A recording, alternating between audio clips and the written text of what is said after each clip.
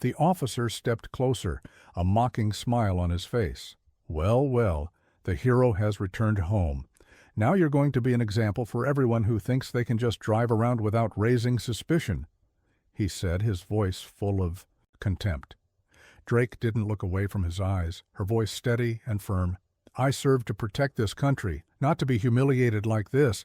But if you think you can break me, you're wrong," the officer scoffed. "We'll see about that." Charlotte Drake was a captain in the Phoenix Police Department, Arizona. A woman of strength and intelligence, her character had been forged in the most difficult of situations. As a black woman growing up in a neighborhood where the police were often seen as adversaries, her childhood had been far from easy. She had seen firsthand the systemic injustices that plagued her community, but Charlotte had always dreamed of changing the system from within. Her drive, forged through years of hardship, propelled her forward into a world where few like her dared to go. She had fought tooth and nail to earn her position, climbing the ranks from a rookie officer to one of the few black women to rise to the position of captain. The journey had been long, and the obstacles had been many. But Charlotte had always believed that by becoming part of the system, she could help fix it. It was late one evening when the events that would change her life unfolded. She had just finished her shift and was heading home, exhausted but satisfied. As she drove through the quiet streets of Phoenix, the red and blue lights flashing in her rearview mirror jolted her awake. The police sirens screamed, and without hesitation, she slowed down and pulled over to the side of the road. She had been through this routine countless times, but this time there was something different in the air. A police patrol car pulled in behind her, and the officer that approached her car was a man she had never seen before. His uniform was crisp, freshly pressed, his demeanor rigid. He looked at her with cold, unblinking eyes as he approached her window. This was Officer Richard Hale, a man in his late 40s, newly transferred to Phoenix from another state. He had the look of someone who thought he had seen it all, someone with a deep sense of entitlement. As he reached her window, Charlotte immediately noticed his attitude, a strange sense of superiority in the way he stood, the way he looked at her. Charlotte had spent years in this city, building a reputation as someone who was respected, someone who had earned her place. She had fought against the very stereotypes that Hale probably thought were true. She was used to being underestimated. But there was something about the way Hale spoke to her that cut deeper than anything she had experienced before. His first words were harsh, accusatory, and condescending. He claimed that her driving was reckless and that she wasn't following the proper traffic protocols. Charlotte knew she had been driving cautiously, yet Hale didn't seem interested in hearing any explanation. She was caught off guard by his hostility, and her instinct was to reach for her badge and credentials, to prove who she was. But before she could do so, Hale's eyes narrowed, and his voice grew even colder. "You're not above the law, Captain," he said, sneering, "and I don't care who you are." Charlotte, still in uniform, could feel her heart start to race, but she remained composed. She had dealt with difficult people before. This was just another test. But Hale wasn't done. He started to ask her questions about her purpose on the road, questioning her every move. Charlotte could feel the heat rising inside of her. He was treating her as if she were a criminal, not an officer. He even made a point of mentioning that he didn't owe her any respect simply because of her rank. The situation quickly escalated. Hale demanded that she step out of the car. His tone was commanding, almost taunting, as if he were trying to bait her into a confrontation. Charlotte hesitated for a moment, knowing that any sudden movements could be misinterpreted. Still, she stepped out of the car. At that moment, Hale's colleagues, who had arrived as backup, began to gather around. They were all white officers, and their presence only added to the weight of the situation. Charlotte could feel their eyes on her, their judgment weighing down on her. Hale began searching her vehicle, accusing her of hiding something, though he had no reason to. His actions were deliberate, designed to provoke. He checked her car with unnecessary force, tossing her personal belongings aside as though he were looking for any excuse to humiliate her. Charlotte felt a growing sense of injustice rising within her, a fire that had been smoldering for years. The situation continued to escalate, and Charlotte realized that she was being publicly humiliated, her authority as a captain questioned, in front of her colleagues. The officers who had gathered to back Hale stood silently by, complicit in the moment. No one spoke up. No one defended her. They simply watched as Hale made his point. The humiliation was unbearable. Charlotte had spent years working hard to build her career and her reputation, and now here she was, treated like a criminal in front of the very people she had worked alongside for years. It was at that moment, as she stood there, stripped of her dignity, that something in Charlotte snapped. She had always been the model officer, calm, controlled, professional. But here, in this moment, she felt something deeper than anger. She felt the weight of history, the centuries of black women who had been treated as less than human by those in power. She felt the rage of every injustice that had ever been inflicted upon her community. Charlotte began to protest. She demanded that Hale respect her rights as an officer and as a person. But Hale was unrelenting, his condescension growing with every word. He had already made up his mind about her. He had already decided that she was just another black woman who didn't deserve respect. The situation reached a boiling point. Charlotte's voice grew louder, more insistent. But instead of backing down, Hale pushed harder, making it clear that he wasn't going to let her go without a fight. He continued to berate her, accusing her of trying to manipulate the situation. The officers around them remained silent, watching as Charlotte's composure slowly unraveled.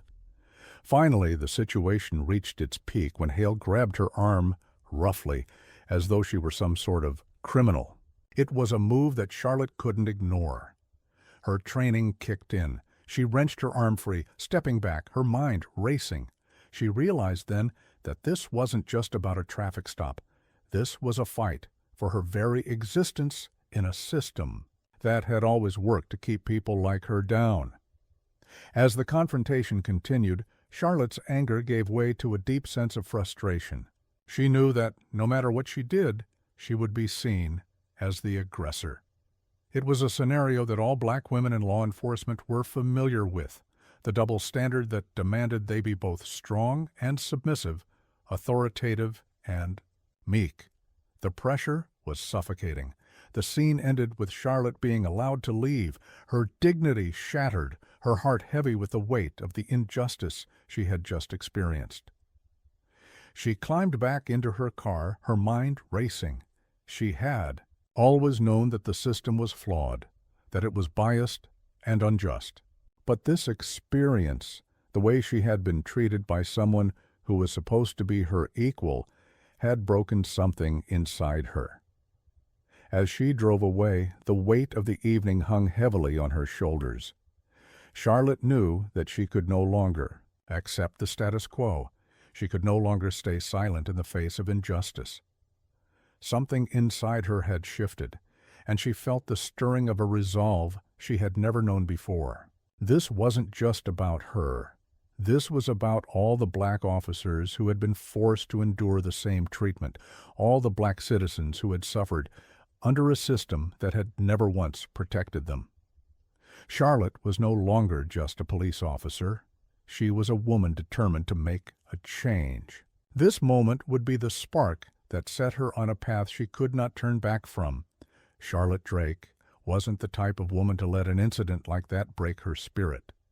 She had been tested too many times, faced too many adversities, to simply give up. Instead, she let the anger simmer within her, using it as fuel to propel herself forward. The humiliation she had endured at the hands of Officer Richard Hale had ignited something deeper within her, a fire that would not be easily extinguished. It wasn't just about clearing her name or proving herself in the eyes of others. This was about making a real change in a system that had long been broken. The days following the encounter were filled with a sense of determination and relentless effort. Charlotte threw herself into her work with a new intensity, channeling her anger and frustration into tangible results. She doubled down on her commitment to transparency, fairness, and justice within the police department, often staying late at the station, poring over case files and evidence, looking for patterns of systemic abuse, corruption, and neglect. She knew that in order to succeed, she had to be better than anyone else. She had to outwork them, outthink them, and prove that she belonged not just in the department, but in positions of leadership. Her reputation as a competent and reliable officer had already been solidified, but she now needed to push the boundaries of what was expected of her. Instead of backing down from those who undermined her, she used their doubts to her advantage. She made it a point to outshine her colleagues in every way possible, whether through the thoroughness of her investigations, the strength of her convictions, or her unwavering commitment to fairness. Each case she worked on, she made sure to leave no stone unturned, ensuring that justice was served even when the department or the system itself seemed reluctant to act. Despite the growing resentment from certain quarters, Charlotte found support in unexpected places. Detective Greg Harris, a seasoned investigator who had long been her mentor, kept a watchful eye on her progress. He had seen the spark in Charlotte from the moment she had joined the department, and he admired her tenacity. Harris had always been a quiet, steady presence in Charlotte's life, offering guidance without pushing her too hard. But after the incident with Hale, he became more vocal in his support, offering both professional advice and personal encouragement when things got tough. Charlotte also began to see the fruits of her labor even as the resistance to her rise became more pronounced. Her efforts to expose cases of police brutality, misconduct, and institutional racism began to gather momentum. She helped facilitate meetings with community leaders, opening lines of communication between the police department and the very people they were meant to protect. At the same time, she became a vocal advocate for internal reforms, pushing for greater transparency and accountability within the force. She knew that change wouldn't come easily, but she was willing to fight for it, no matter the cost.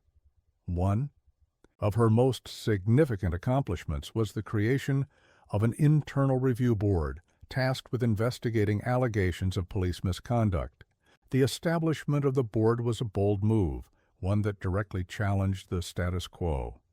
It was a step toward holding officers accountable, a step toward bridging the gap between law enforcement and the communities they served. The board's formation was met with mixed reactions. Some of Charlotte's colleagues applauded her for her courage, while others viewed it as a direct threat to their power. But Charlotte didn't let the opposition deter her. She knew that the fight for justice was never easy, and she was prepared to face the challenges head-on. Her efforts did not go unnoticed. The higher-ups in the department took notice of her growing influence and her relentless pursuit of justice. Soon, Charlotte found herself on the radar of the department's leadership. It was no surprise when she was promoted to deputy chief of police, a role that gave her more authority and the ability to shape the department's policies at a more systemic level. But with the new position came new challenges. Charlotte found herself facing even more resistance from her colleagues, some of whom were openly hostile to her rise. The entrenched officers, many of whom had been in the department for years, saw Charlotte's promotion as a threat to their own power. They resented the changes she was trying to bring about, and they did everything in their power to undermine her. One of her biggest critics was still Officer Richard Hale.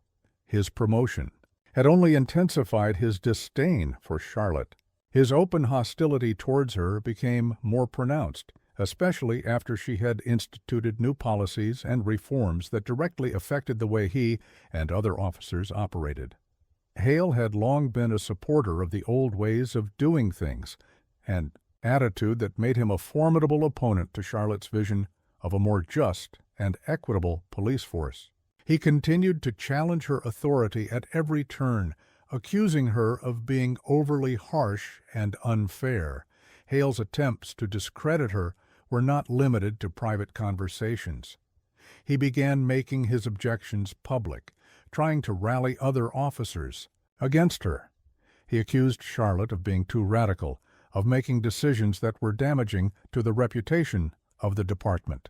His attacks were personal, targeting her character and questioning her ability to lead. Charlotte had anticipated this. She knew that the higher she rose, the more scrutiny she would face. But what bothered her most wasn't the criticism, it was the fact that Hale's accusations were rooted in the same old prejudices and stereotypes that had always been used to undermine women, especially black women, in positions of power. Still, Charlotte remained unbowed. She had long ago learned not to take criticism personally, especially when it came from those who refused to see the world through anything other than their own narrow lens. Instead of letting Hale's attacks undermine her confidence, Charlotte used them as motivation. She worked even harder to prove him wrong, to show that she was capable of not just leading, but transforming the department. Her time as deputy chief was not without its difficulties. She faced constant opposition from within the department, from officers who believed that things were just fine the way they were. But Charlotte was undeterred. She continued to push for reforms, continued to challenge the old ways of doing things. She knew that real change would not come overnight, but she was patient. She understood that every battle won, no matter how small, brought her one step closer to the larger goal of transforming the department from the inside out.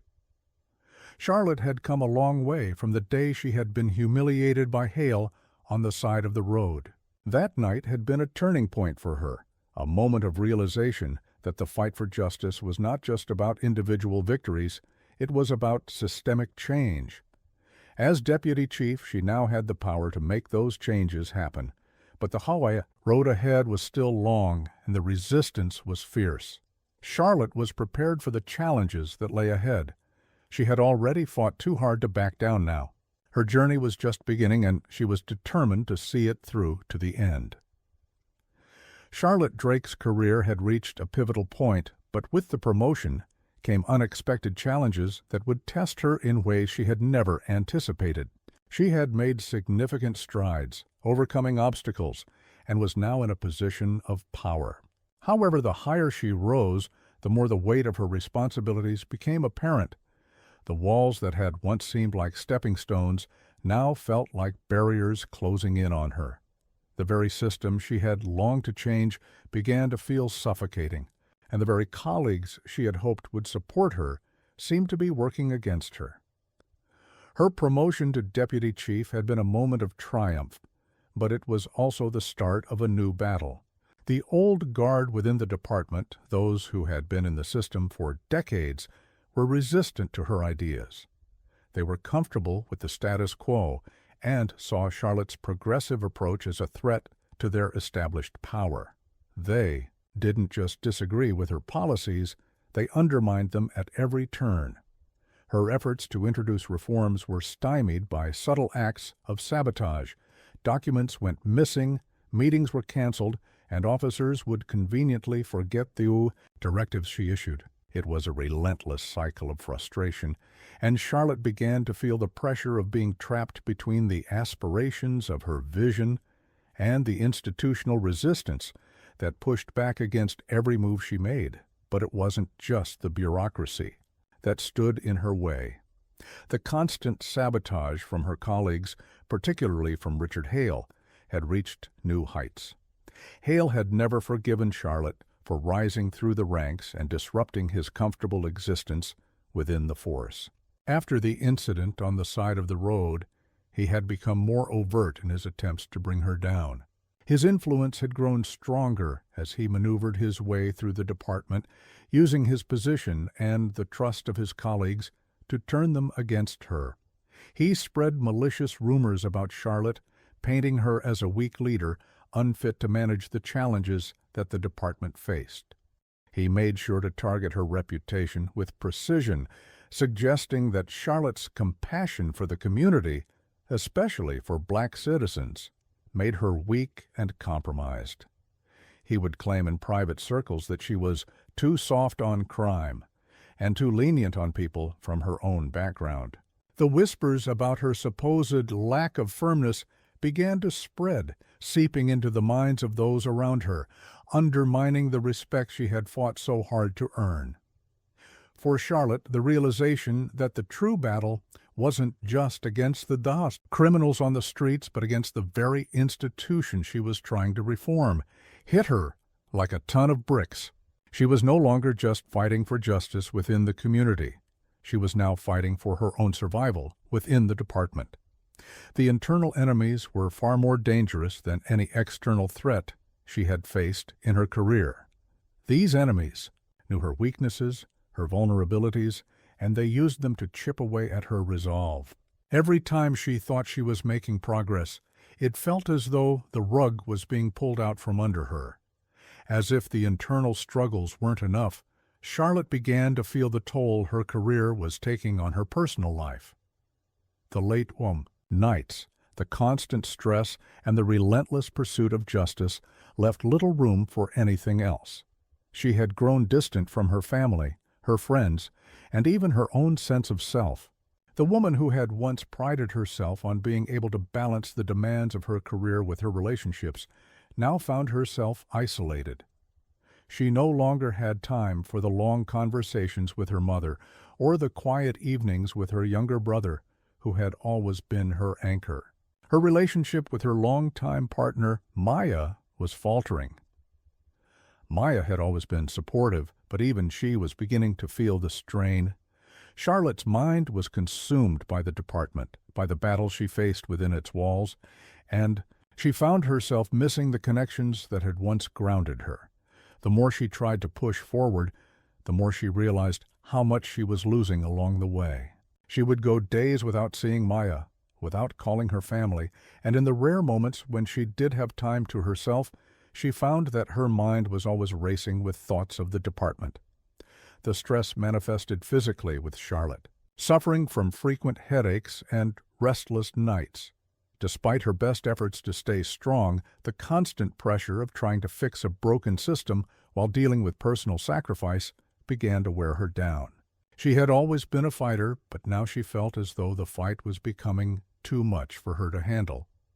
Charlotte's professional challenges became even more complicated when she realized that Hale was actively trying to undermine her efforts to implement any reforms. His machinations within the department were becoming more calculated. He didn't just spread rumors, he orchestrated incidents that cast doubt on her leadership. In one instance, Hale had orchestrated a failed drug bust, one that had involved a botched operation that led to the unnecessary injury of an innocent civilian. The media pounced on the incident, and Hale was quick to point fingers at Charlotte, suggesting that her leadership was to blame for the failure.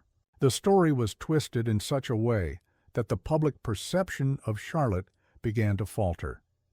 The department leadership, who had once supported her, now found themselves questioning her capabilities, even if they didn't openly challenge her. The situation was exacerbated by the fact that the public's trust in the police was already at a low point. The department had faced multiple scandals over the years, and now, with Charlotte at the helm of reform, every misstep was magnified. The media, always hungry for a scandal, found a perfect target in Charlotte.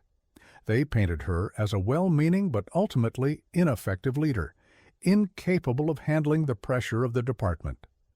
The more she fought back, the more the system seemed to close in on her. Charlotte's mind began to unravel as the pressure mounted. Every decision she made seemed to have unintended consequences, and every step she took to challenge the status quo felt like it was pushing her further into isolation. She spent long hours in her office, surrounded by stacks of paperwork and case files, trying to find a way to outsmart the system that was conspiring against her. She knew she couldn't give up. Not now, not after everything she had sacrificed. But the more she dug in, the more she realized that the enemy she was fighting wasn't just Richard Hale. It was the entire institution. The system itself had become the enemy. In those quiet, lonely moments, Charlotte began to question whether she was truly making a difference, or if the weight of the corruption within the department was simply too much to overcome. There were times when the anger and frustration threatened to consume her.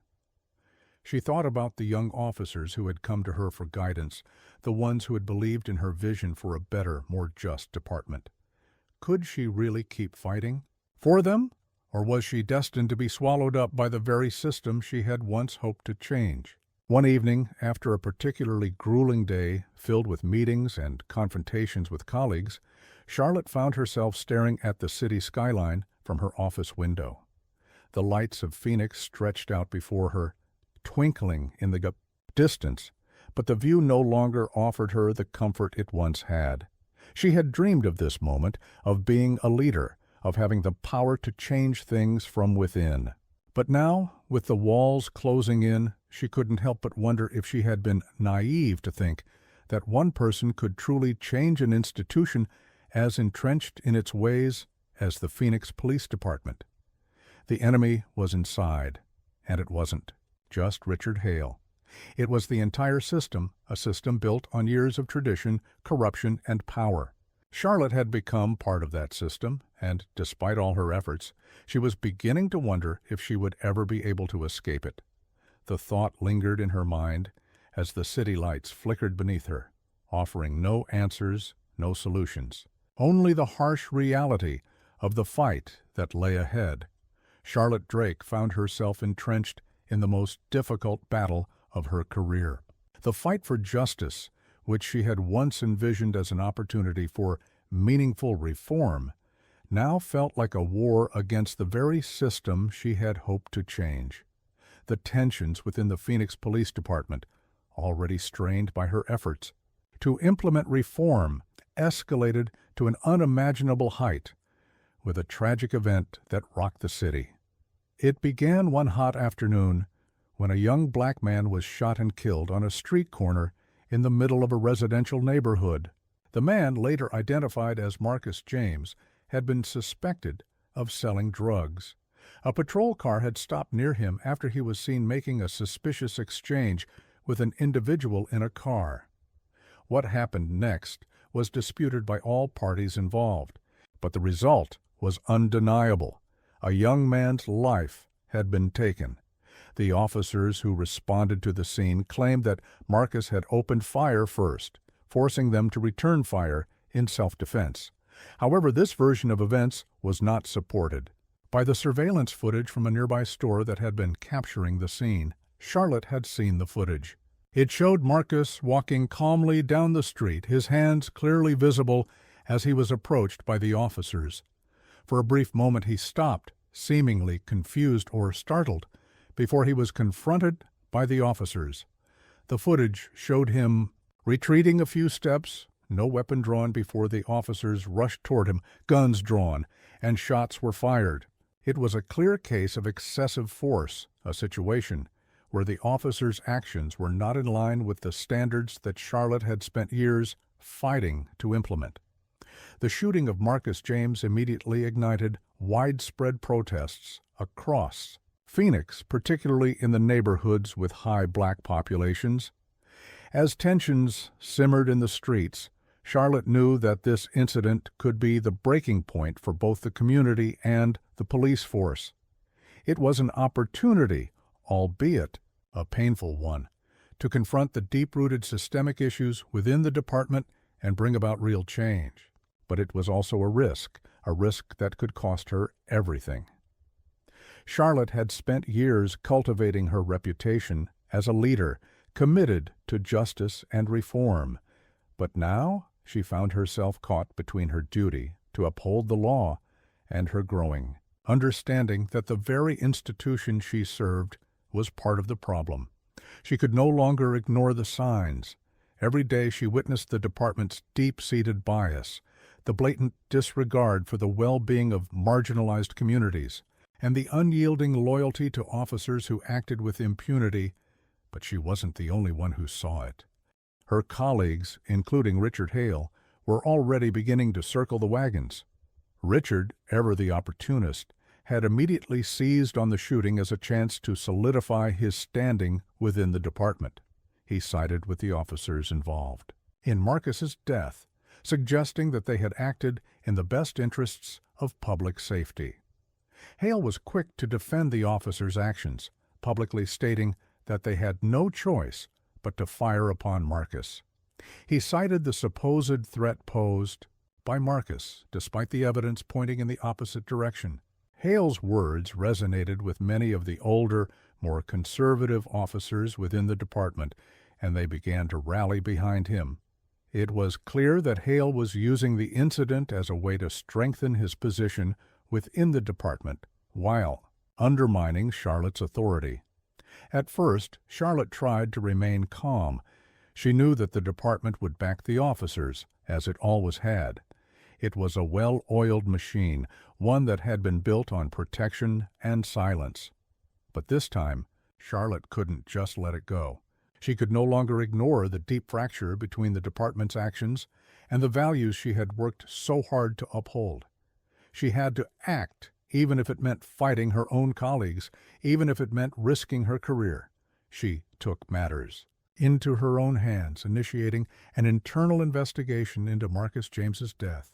She called for a review of all available evidence, surveillance footage, witness testimonies, and the police officers' reports. It was a daunting task, one that placed her squarely against the system she had spent years trying to navigate. She knew that the department would never willingly hand over all the facts.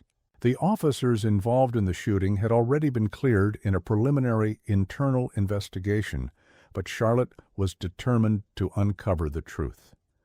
She knew what she had to do, even if it meant facing more resistance.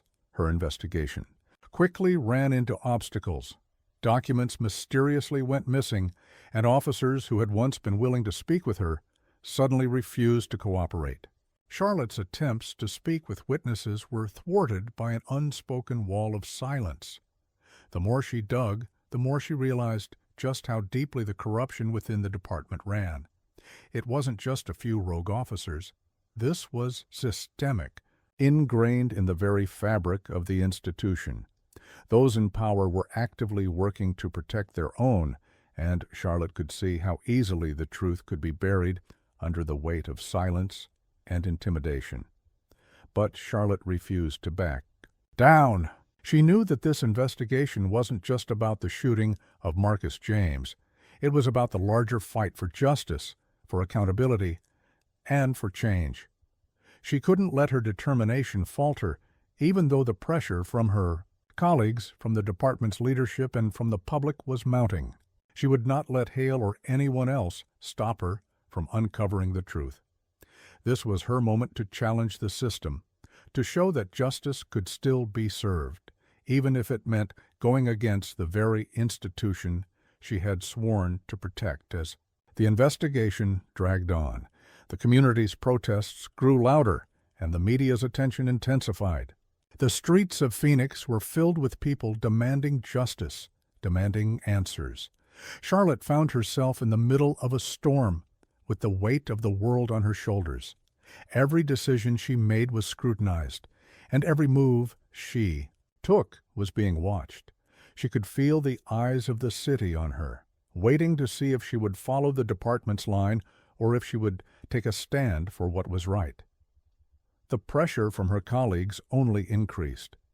Richard Hale, sensing the growing rift between Charlotte and the department's leadership, redoubled his efforts to undermine her. He spread more rumors, questioned her leadership, and continued to paint her as out of touch with the realities of policing.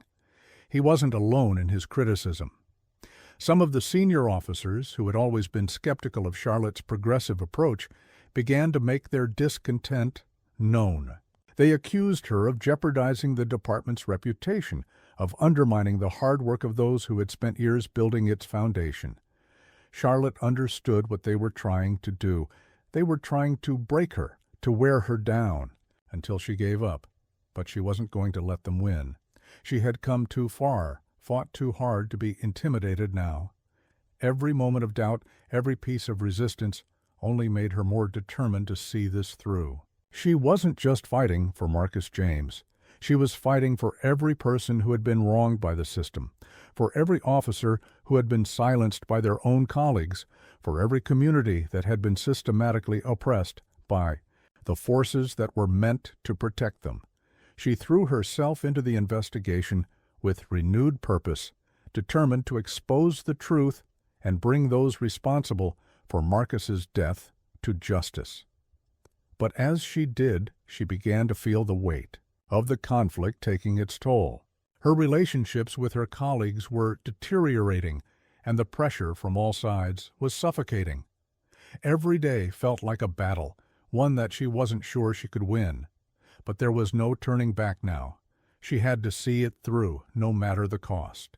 For Marcus, for the community, and for the future she still believed was possible. The conflict was far from over. The tension between Charlotte and the department had reached its peak, and she knew that the fight for justice was about to become even more dangerous. But she was ready. She had no choice but to continue, knowing that the stakes had never been higher. The city, the department, and the community were all at a crossroads, and the outcome of this battle would shape the future of Phoenix for years to come. Charlotte had reached her breaking point. The corruption that had festered within the Phoenix Police Department for years was no longer something she could ignore. Her attempts to change the system from within, to expose the truth, had brought her to the edge of a precipice. But now, the reality was sinking in. The fight she had started was no longer just a battle for justice. It had become a war for her very survival. She had to act, and she had to act fast. In the days following her decision to launch a series of internal investigations into the misconduct and corruption that permeated the department, Charlotte began to uncover disturbing truths. Officers whom she had once trusted were implicated in illegal activities, drug trafficking, bribery, and most shockingly, cover-ups of police brutality. The evidence was mounting, and each new discovery felt like a punch to the gut. The department, which was supposed to protect and serve, was instead a system of its own corruption and abuse. Charlotte knew that the full extent of these crimes would shatter the public's trust in the police and cause a seismic shift in the city. Using her position, Charlotte pushed for the formation of a task force to investigate these allegations. She had to tread carefully, though, as she knew that many of her colleagues, especially the senior officers, would go to any lengths to protect their own. She was no longer just a captain in the department. She was a target, the very people she had once called her peers were now working against her. The politics of the department were suffocating, and the weight of the secrets she was about to expose hung heavily on her shoulders. The department's higher-ups, who had been mostly silent on the matter up until now, began to react more aggressively. They tried to undermine her efforts at every turn. Files went missing. Witnesses who had been willing to speak out suddenly became silent or were transferred to distant districts. The very system that Charlotte had hoped to reform was closing in on her. But even in the face of such resistance, Charlotte refused to back down. She knew that the truth would eventually come out, and she was determined to be the one to bring it to light, even if it meant risking everything. But just as Charlotte thought she was gaining ground, her enemies struck back in full force. Richard Hale, who had long resented Charlotte's rise to power, saw an opportunity to destroy her once and for all. He knew that her investigation posed a direct threat to his own ambitions. If Charlotte succeeded, it would expose everything he had worked to cover up for years. With his connections to some of the most powerful figures in the department, Hale launched a campaign to ruin Charlotte's career. He began by spreading rumors. He whispered in the ears of influential officers, insinuating that Charlotte was unfit for the job. He questioned her ability to lead, painting her as weak, indecisive, and, most dangerously, too compassionate when it came to dealing with black communities. Hale played on the racial tensions that had long existed within the department, manipulating the narrative to turn her own colleagues against her. His whispers reached the ears of the city's most influential figures, and soon Charlotte was facing not just internal opposition, but external scrutiny as well. The media, once her ally in the fight for justice, began to question her motives. They painted her as someone who was too focused on politics and not enough on the practical realities of policing. Hale wasn't finished. He knew that attacking Charlotte's career wasn't enough. He needed to destroy her personal life as well. He began to dig into her past, uncovering private details that she had worked hard to keep hidden. Information about her family, her early years growing up in a rough neighborhood, and even her brief marriage to a man who had once been involved in criminal activity became fodder for Hale's campaign. He planted stories in the press, making sure that every aspect of her life was scrutinized. Charlotte's reputation, once pristine, was now being dragged through the mud. The media and the public, already divided on the issue of police reform, began to question whether Charlotte could really be trusted to lead the department. At the same time, Charlotte was receiving more direct threats. She received anonymous phone calls in the dead of night, her voicemail filling up with aggressive messages. Her car was keyed in the department parking lot, and someone left a threatening note on her desk at work. The fear was palpable, but Charlotte knew that she couldn't show weakness. She couldn't let them see her break. If she did, they would win. Despite the mounting pressure, Charlotte continued her investigation. She had no choice. Every piece of evidence she uncovered only made her more determined. She had been given the responsibility to serve and protect the people of Phoenix, and she would not let the department's corruption ruin that trust. But even as she fought to expose the truth, she couldn't shake the feeling that she was losing the war. The department, the media, and the public were all against her. She had become a symbol of resistance, but also a target for everyone who had a stake in maintaining the status quo. Her personal life, already strained by the demands of her career, began to crumble. She found herself withdrawing from her family and friends, consumed by the weight of the battle. Her mother, who had always been her biggest supporter, began to express her concern. She could see how much the job was taking out of Charlotte, and she knew that her daughter was in over her head. But Charlotte couldn't stop. She couldn't walk away. Not now. As the pressure continued to build, Charlotte began to feel the full force of the storm that was swirling around her. She had always been a fighter, but now she was fighting on all fronts. Every move she made was scrutinized, and every decision she made carried the weight of the world. The police department, once her home, had become a battlefield, and the fight was no longer just about reforming the system. It was about survival. Then came the final blow. Hale, ever the opportunist, orchestrated a public scandal that would shake Charlotte to her core. He leaked information to the press, painting Charlotte as a corrupt officer who had been involved in a scheme to cover up police misconduct. The evidence he provided, though fabricated, was convincing enough to trigger an internal investigation. The department, once supportive of her efforts, now seemed ready to throw her under the bus. Charlotte's name was dragged through the mud and her career teetered on the edge of collapse. It was clear that Hale had won. He had broken her spirit, and she had lost everything she had worked for. But in the darkest moments, Charlotte found a strength she hadn't known she had. The storm had taken everything from her, her reputation, her career, her peace of mind, but it had also given her something she had lost along the way: clarity. Charlotte realized that the fight for justice was bigger than her, bigger than the department, bigger than any individual. It was a fight that would continue long after her. And as she stood at the precipice of everything she had worked for, Charlotte made a decision.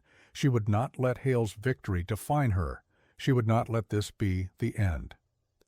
The storm had broken her down, but it had also revealed who she truly was. And now Charlotte was more determined than ever to rebuild, not just herself, but the broken system she had once fought so hard to change. The storm was not over. It had only just begun. The day had finally come.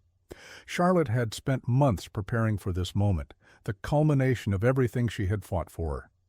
Her final meeting was set to take place at the department headquarters, a formal presentation that would expose the corruption within the Phoenix Police Department.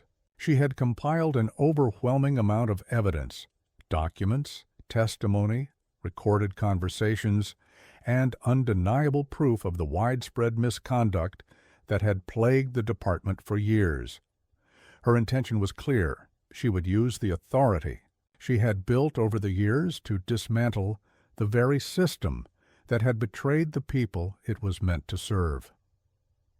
Charlotte's heart pounded as she stood in front of the mirror that morning adjusting her uniform. The weight of the task ahead pressed heavily on her chest, but there was a strange calm in the air.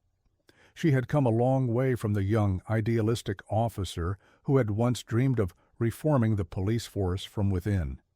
Now she stood at the precipice of something far more dangerous. She was not just about to expose a few bad apples in the department. She was about to bring down the entire system. It was a moment she had worked for, sacrificed for, and yet she knew it would not come without consequences. The meeting was scheduled for 10:00 a.m. Charlotte arrived early, as she always did, her mind sharp, her resolve even sharper.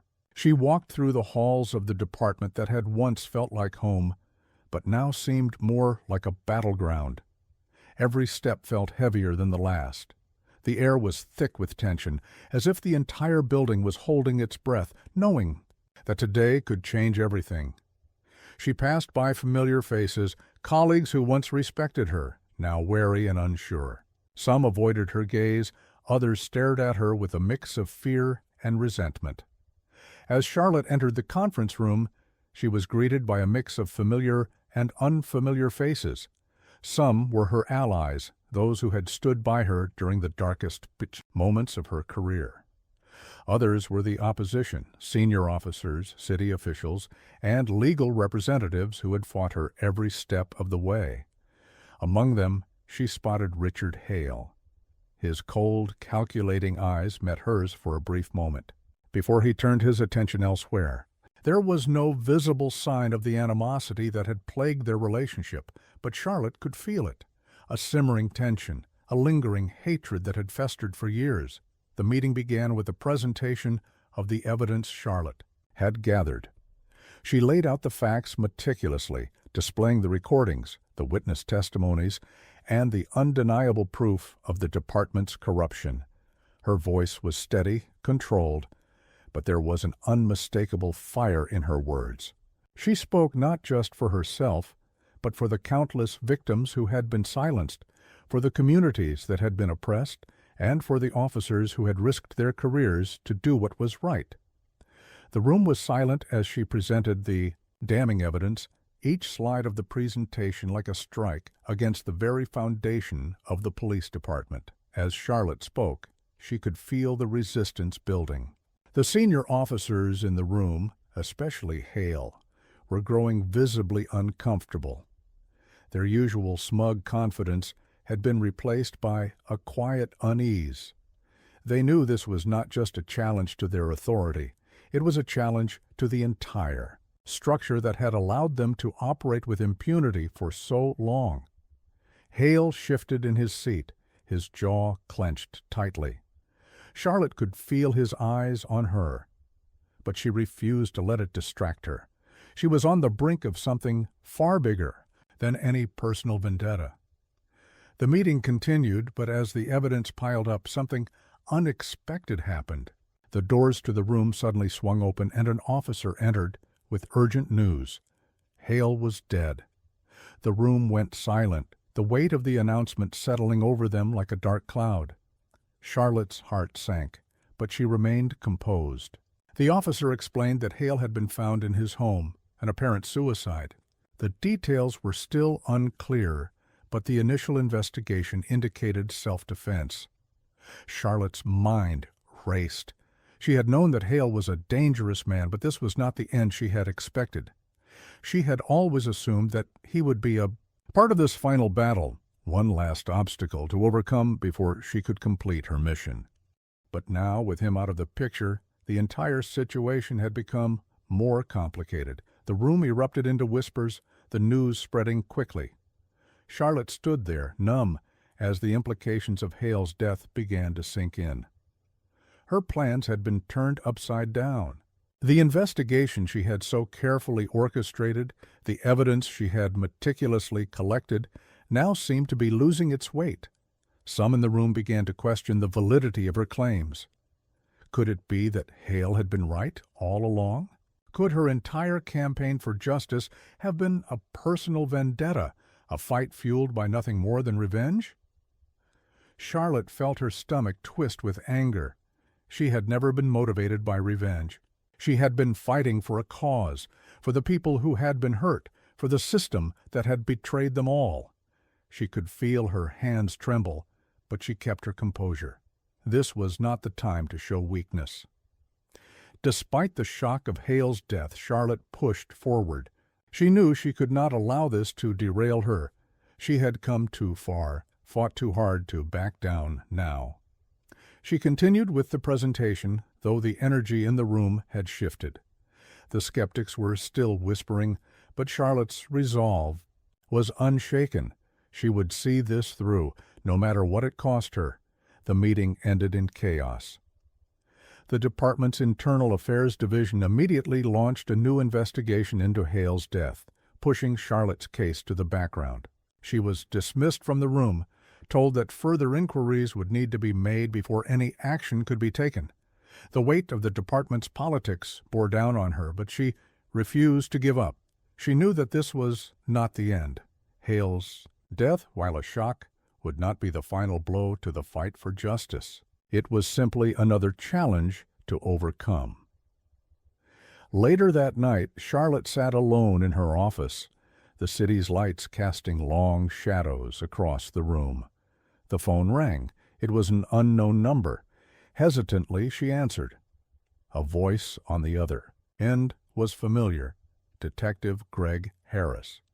He told her that everything had changed, that the investigation into the department's corruption had just begun.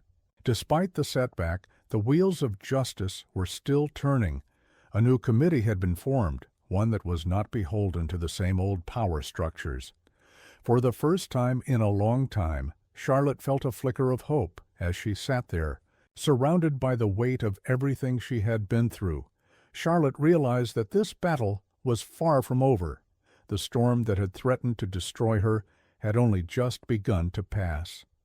She had lost battles, but the war for justice, for true reform, was still ahead. She would not let this be the end of her story. It was just the beginning.